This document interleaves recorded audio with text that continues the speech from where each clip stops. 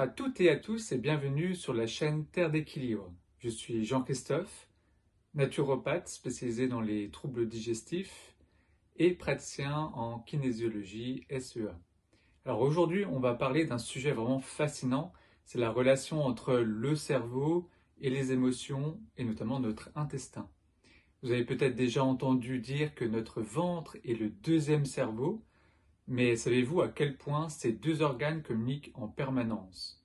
Et surtout, comment cela peut impacter votre santé physique et émotionnelle? Alors restez bien jusqu'à la fin, je vous donnerai des conseils simples pour prendre soin de ce trio vraiment essentiel. Notre intestin contient environ 200 millions de neurones. Il communique avec notre cerveau grâce à un axe qu'on appelle l'axe intestin-cerveau, notamment via un super messager qui est le nerf vague. En plus, notre microbiote, ces milliards de micro-organismes qui peuplent notre intestin, joue vraiment un rôle majeur. Il influence la production de neurotransmetteurs comme la sérotonine par exemple, l'hormone du bonheur. Et savez-vous que 90% de la sérotonine est produite par notre ventre?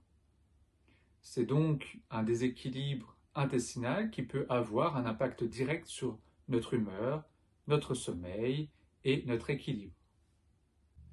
Alors quand on est stressé, on a souvent mal au ventre, on a des ballonnements, on a des crampes, une digestion difficile.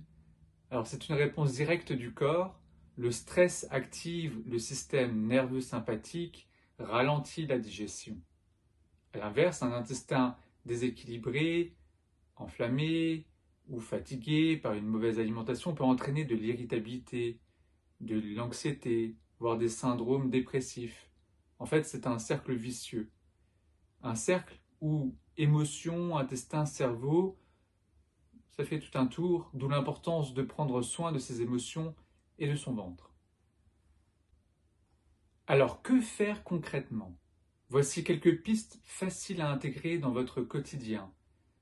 D'une part, adopter une alimentation vivante, légumes frais, fibres, aliments fermentés comme par exemple le kéfir, la choucroute, gérer votre stress, la respiration, la méditation, la cohérence cardiaque et tout simplement une balade au calme. Il y a aussi une pratique que l'on fait régulièrement ici au cabinet, c'est le massage du ventre.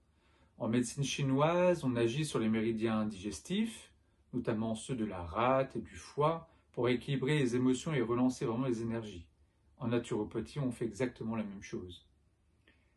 Quatrièmement, on peut aussi favoriser le sommeil, donc il faut dormir suffisamment.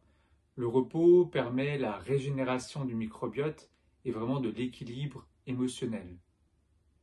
Et cinquièmement, bien sûr, il faut penser aux plantes ou à l'acupression pour aider votre digestion et calmer l'esprit.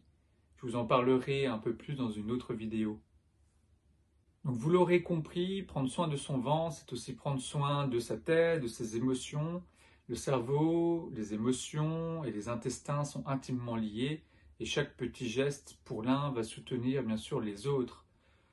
Donc si vous sentez que votre corps vous envoie des signaux, la fatigue, peut-être l'anxiété, des troubles digestifs, c'est peut-être le moment de vraiment l'écouter avec bienveillance. Alors, si ce sujet vous parle, n'hésitez pas à me laisser des commentaires, à me poser des questions. Abonnez-vous bien sûr à la chaîne pour ne pas manquer mes prochaines vidéos et pensez à liker cette vidéo. À très vite pour un nouveau moment de reconnexion avec vous-même.